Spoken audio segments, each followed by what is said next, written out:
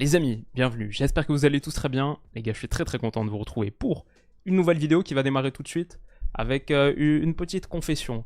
Un aveu, hier, je sais pas si vous en souvenez, mais en tout cas hier, moi j'étais en train de vivre ma toute meilleure vie, 40 minutes de lecture tactique du derby d'Italia. On s'est vraiment posé devant cette interviewé, j'essaie d'en tirer toutes les ficelles. On était là avec notre poteau Edin Terzic à parler de skip passes et tout. Le kiff, c'est comme ça que je passais mon après-midi. Et donc au moment de la publication, je lis les commentaires pendant une quinzaine, vingtaine de minutes, réponds au premier, etc. C'est grâce à vous, grâce à quelqu'un, que j'ai appris la grande nouvelle de ce lundi.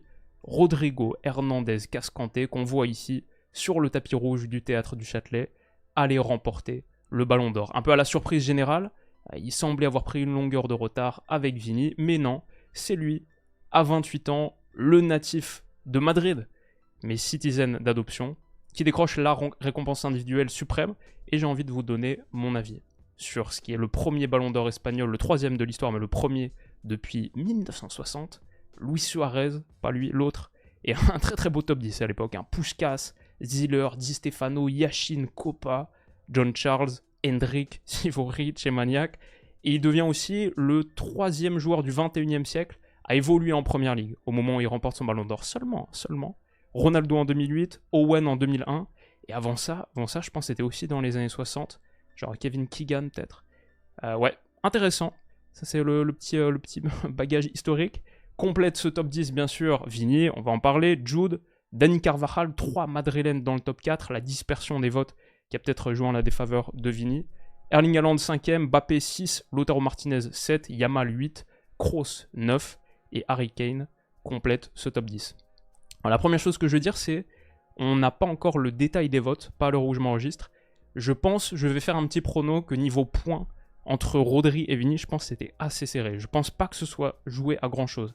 Peut-être plus d'écart qu'entre Messi et Van Dijk à l'époque, où ça s'était joué à 1% des votes, un truc de malade. Mais je pense assez proche, une marge assez proche. Alors, c'était la grande cérémonie, le grand moment du foot européen, bien sûr, et quasiment tout le monde était présent. Mais pas tout à fait, parce que le Real Madrid a annulé sa délégation, s'est senti floué, après que c'était pas officiel, mais Marca, par exemple, titrait lundi matin, Vinicius reçoit aujourd'hui le Ballon d'Or. Ça a surpris tout le monde, ça a choqué tout le monde, et donc, on a, à 28 ans, un milieu défensif, mais un milieu total. Le premier joueur, on va dire, à vocation défensive depuis Cannavaro 2006, a remporté le Ballon d'Or. Un sublime joueur de foot, je vais vous donner mon avis sur tout ça, mais j'ai envie de commencer par une réflexion, et peut-être on va pouvoir aller un peu plus loin là-dedans. Ma première réflexion, c'est que non, chat BO n'existe pas. Il n'y a pas de chat Ballon d'Or, il n'y a pas d'équation absolue pour déterminer qui remporte le Ballon d'Or. On ne peut pas mettre tous les matchs de Rodrigo et de Vinicius dans une balance, et à la fin, une équation s'applique, une formule s'applique, et à la fin, on a le juste vainqueur du Ballon d'Or qui est donné. Le foot est beaucoup trop complexe pour ça, et d'ailleurs, c'est pas le processus qui est choisi par la cérémonie du Ballon d'Or, par France Football. Le process qui est choisi, c'est de faire voter 100 journalistes, de leur faire composer un top 10, d'attribuer des points en fonction de la position, 15 points pour le premier, 12 points pour le deuxième, 10 points pour le troisième, etc. Et 100 journalistes, ça veut dire 100 êtres humains, avec leur ressenti, leur perception, leurs méthodes différentes, leurs souvenirs aussi plus ou moins diffus. Franchement les gars, qui se souvient des 40 matchs de Vini, des 60 matchs de Rodri, dans leurs moindres détails? Évidemment c'est impossible. Et du coup je trouve que le truc qu'on oublie, c'est que ces 100 journalistes qui ont voté ne sont pas d'accord entre eux. On l'oublie parce que à la fin, voilà, le Ballon d'Or est donné, il est donné par une personne, il y a cette institution derrière, et ça donne cette sensation d'unanimité, comme si on avait choisi à l'unanimité le Ballon d'Or. Mais non les gars, c'est pas 12 hommes en colère, pas tout le monde s'est mis d'accord à la fin. Je pense que derrière le vernis du Théâtre du Châtelet, de cette cérémonie glamour, avec les applaudissements polis, avec Nathalie Portman et tout, derrière tout ça, c'est beaucoup plus l'Assemblée nationale et ces débats furieux qui sont en train de s'exprimer. Si on avait dans cette salle les 100 journalistes, ce serait beaucoup plus combatif et beaucoup moins direct, clair. Il y a encore des désaccords qui persistent et j'ai hâte de voir le détail des votes à ce sujet. Donc voilà, des argumentaires enflammés, des disputes véhémentes, et c'est normal parce que le foot n'est pas une science exacte.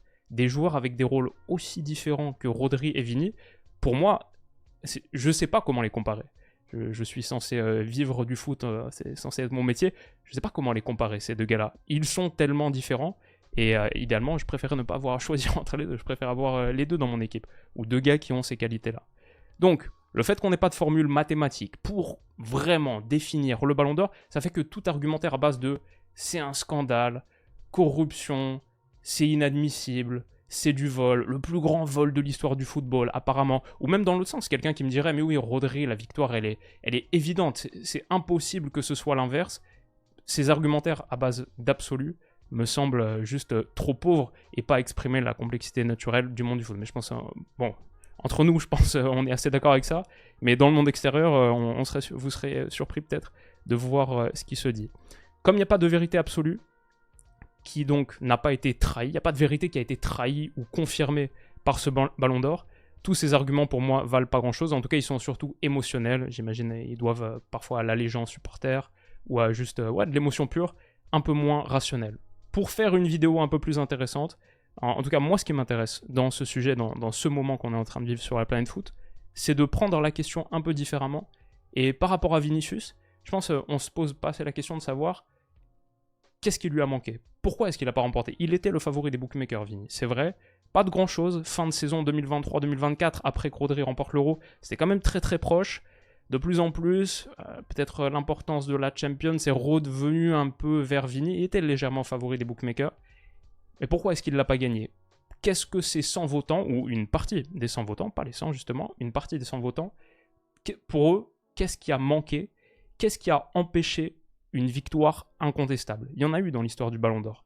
Ronaldo en 97 le gagne avec 3 fois plus de votes que son poursuivant Mijatovic. Zidane en 98, c'est pareil avec Davor Šuker. Donc les victoires claires, nettes, définitives, aucune contestation, ça existe dans l'histoire du Ballon d'Or. Pourquoi? Qu'est-ce qui a manqué pour que ce soit le cas de Vini?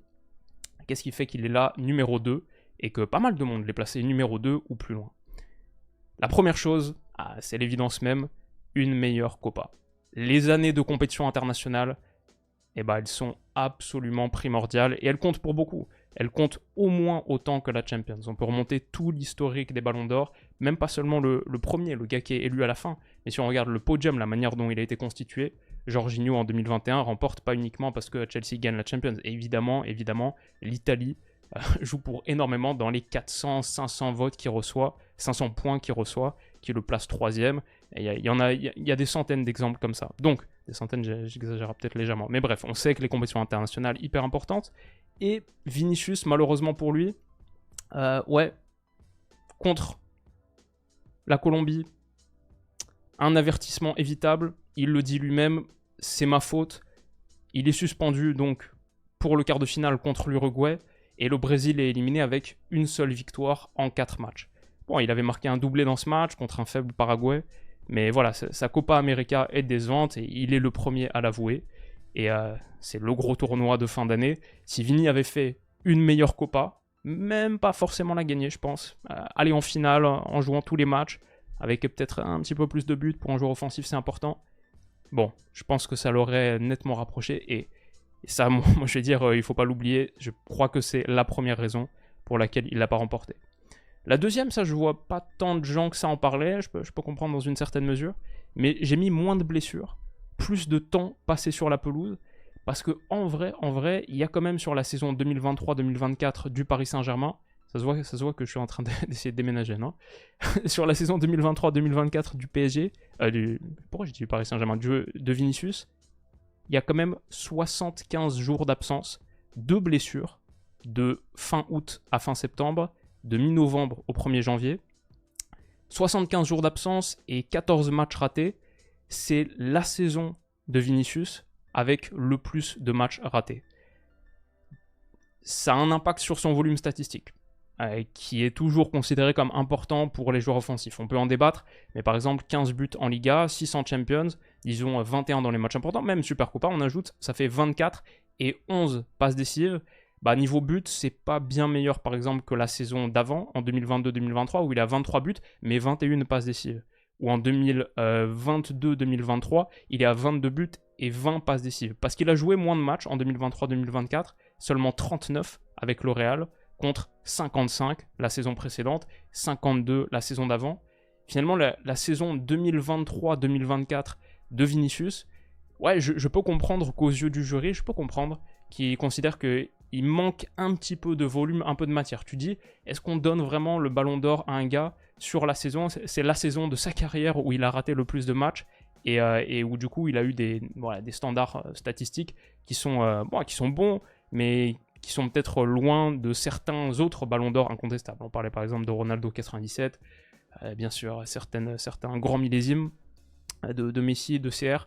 Il est évidemment loin sur ce point-là, et un Vini plus présent, moins blessé, c'est pas sa faute bien sûr, mais je pense que s'il avait raté 2 semaines, disons, plutôt que 2 mois et demi, ça aurait significativement amélioré ses chances.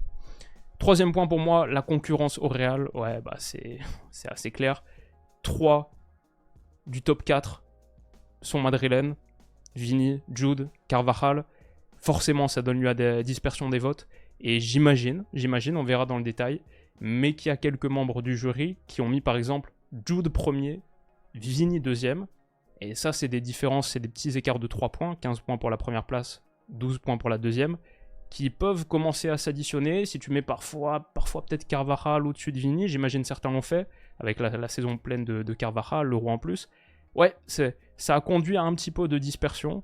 Et ça, il n'y a pas grand-chose qui puisse faire là-dessus, c'est pas de sa faute s'il joue dans l'équipe qui a justement été élue meilleure équipe de la saison, qui a remporté la Champions. Mais ouais, je crois que ça, plus le fait que même sur certains matchs importants, on peut penser à la finale de LDC, où il marque Vini, mais par exemple Carvajal est élu homme de ce match, même défensivement avait eu pas mal d'impact, marque le premier but le plus important, dans un moment où Dortmund mettait bien la pression, le Real était un peu sur un temps faible.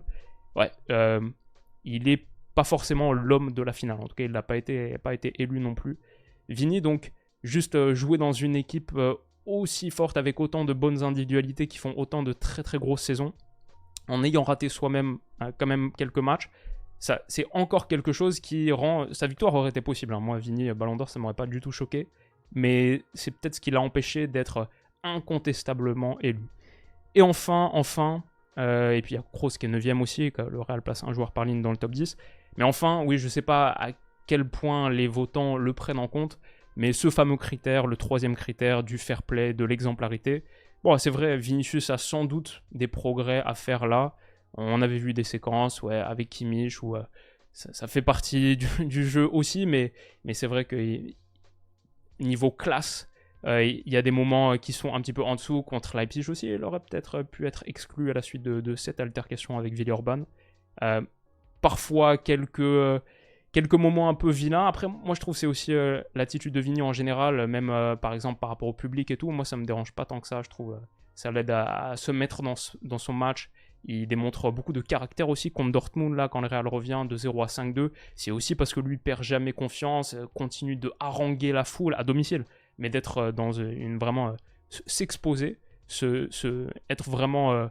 prendre la responsabilité et la charge du match sur ses épaules, mais après dans l'interaction avec les adversaires, ouais, il y a un minimum de classe et de fair play à avoir, et sans doute que, encore une fois, pour rendre sa victoire incontestable, pour l'empêcher peut-être de perdre quelques places aux yeux de quelques jurés, et bah ouais, ça aurait aidé d'avoir un petit peu plus de fair play dans certaines altercations. Donc voilà, tout ça, c'est pas pour dire que Vinicius le méritait pas. Pour moi, comme j'ai dit, aucun scandale s'il le gagne. C'est le meilleur ailier du monde en ce moment. On a fait cette vidéo là il y a quelques jours, il l'a encore prouvé. Je pense toutefois qu'il peut aller plus haut que ce qu'il a fait en 2023-2024. Je pense aussi que ça commence par le fait d'être bon perdant. Le fameux tweet, comme unique réaction, je peux le faire 10 fois de plus s'il faut, ils sont pas préparés comme réaction au fait qu'ils ne remportent pas le Ballon d'Or. Dans l'absolu, ça me dérange pas. J'aimerais bien voir quand même à un moment sur les prochains jours des félicitations adressées à Rodri. Sans ça, je trouve qu'il manque quand même un petit truc. Encore une fois, quand on parle classe, fair play, je peux comprendre la déception, je peux comprendre la frustration. En plus, quand tu penses que ça t'est promis, quand tu penses que ça va arriver. Mais si à aucun moment il y a un message de félicitations pour Rodri, je pense qu'il faut être bon perdant aussi dans la vie. Et même quand c'est très difficile, surtout quand c'est très difficile. Après, voilà. Si vous voulez mon ressenti perso par rapport à tout ça, je sais pas s'il est si important, parce que à la fin, c'est qu'une affaire de feeling.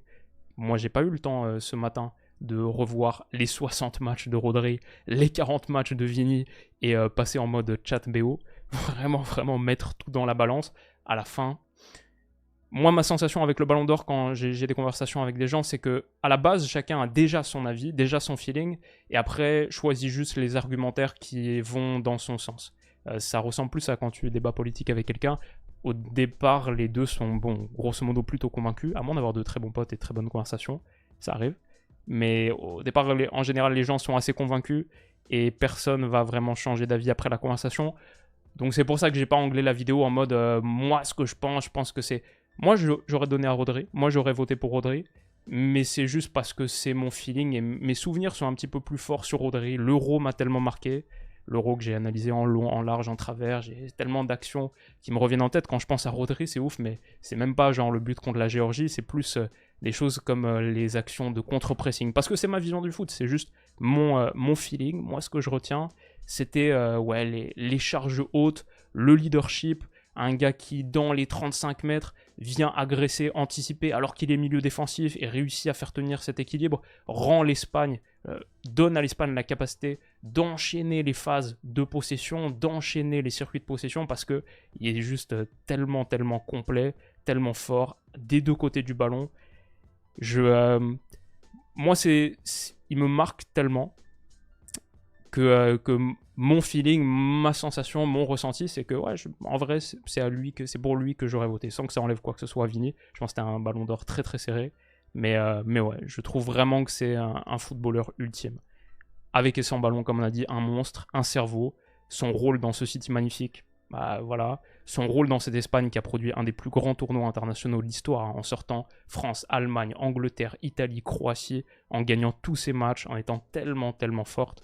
Bah ouais, Rodri, c'était le joueur le plus important de cette équipe, même s'il y en a d'autres, même si c'était une superbe, superbe formation de foot.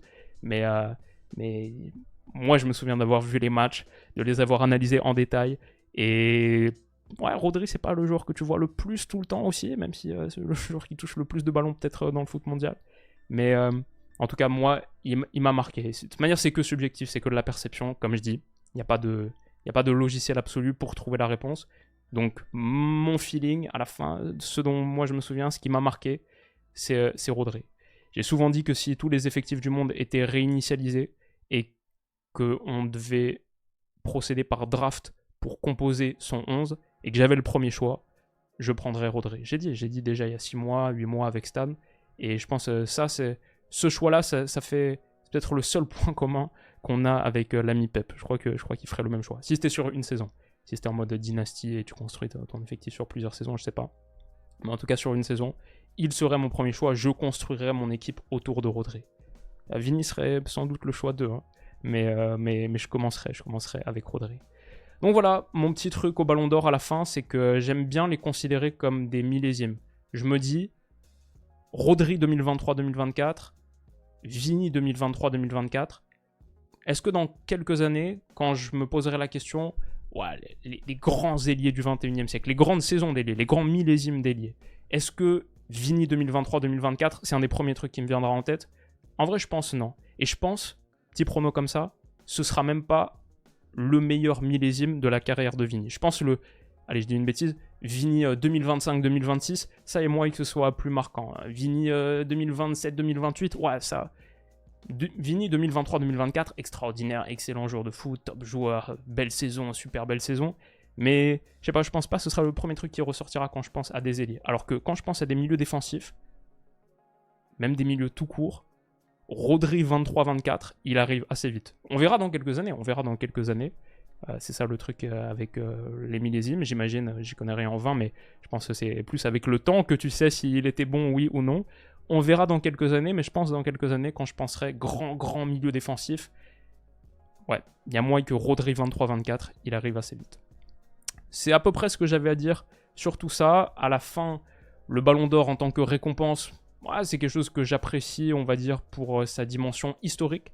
J'aime bien aller regarder 96, Matthias Sammer, ok, intéressant, qu'est-ce que ça dit sur cette saison? C'est joué à un petit vote d'ailleurs avec Ronaldo. Ronaldo, pareil, R9, je me dis, malgré ses blessures, c'est dingue, ce gars-là, il a pris 2 ballons d'or, il a fait 4 podiums. C'était vraiment quelqu'un comme, je sais pas, un Marco Van Basten qui en a pris 3 en l'espace de 5 ans.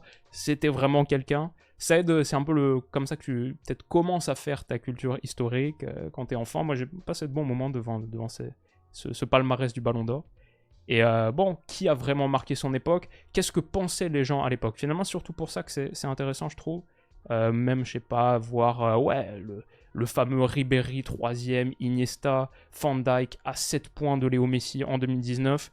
C'est une manière de revenir sur l'histoire. Et je trouve même le classement dans l'ensemble est presque plus intéressant que qui a gagné. Moi, la raison pour laquelle ça m'intéresse, bon, je suis en train de dire, le classement dans l'ensemble, voir par exemple un Cole Palmer quasiment rookie, faire 25e meilleur joueur du monde, sans même parler de l'ami Lamine Yamal qui finit donc finalement dans le top 10, hein, comme on disait, 8e. Bah, tout ça, je trouve ça assez intéressant. La finalité de qui le gagne, un peu moins intéressant. Pas le truc qui me fait forcément le plus vibrer. C'est tellement dur à comparer de toute manière. Les joueurs sont tellement durs à comparer les uns entre les autres, que les uns avec les autres, que moi, je sais pas. Ce que je dirais pour terminer, c'est ne soyons pas mauvais et ne soyons pas des bébés. Les réactions à base de scandales, corruption, je trouve ça un peu bas et je trouve pas ça intellectuellement très élevé. Donc ouais, on peut simplement dire on a la chance d'avoir tellement de superbes joueurs du sport qu'on préfère, qu'on a à la fin parfois des classements et qui sont hyper serrés, comme Rodri, Vini. C'est beau, c'est plus kiffant d'avoir... je préférais que l'année prochaine, ce soit pareil avec 10 joueurs. Et tu dis, il y a 10 joueurs qui sont tellement forts, qui sont serrés, qui sont proches. C'est mieux, je trouve, quand c'est serré comme ça. Arrêtons un peu d'être des bébés et profitons juste de ce qu'on a devant nous. Rodri fait un très très beau ballon d'or, comme Vinicius aurait fait un beau ballon d'or aussi. Et à la fin, c'est juste ouais, les joueurs qui vous marquent le plus. Perso, Rodri 2023-2024, je pense qu'il est là-haut pour un long moment. Qu'est-ce que vous en pensez, les gars? Dans les commentaires, j'imagine que ça va y aller un petit peu fort. Bon, élevons un petit peu le niveau. Soyons... ouais, je pense qu'on peut faire mieux que ce que je vois ici et là, que je vois... Il y a des débats qui sont vraiment pauvres. Je pense qu'on peut être plus fort que ça, comme Rodri. Prenez soin de vous, les potes, et on se dit à très vite de toute manière. Bisous.